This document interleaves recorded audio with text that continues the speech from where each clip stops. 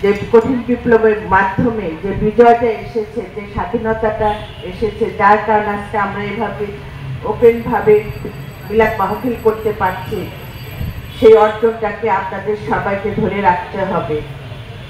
কারণ অনেক সন্তানের রক্তের বিনিময়ে আজকে আমরা এই স্বাধীনতা পেয়েছি।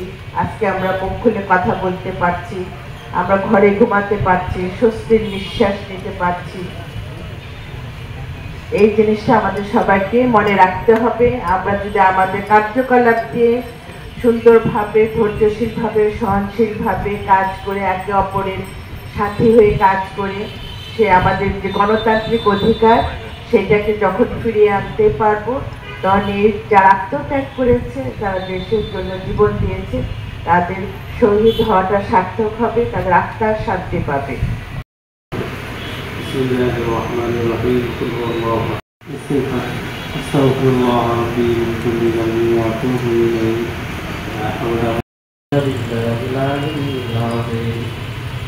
اللهم صل على محمد. رب اجعلني مقيم الصلاة ومن ذريتي يوم يقوم الحساب.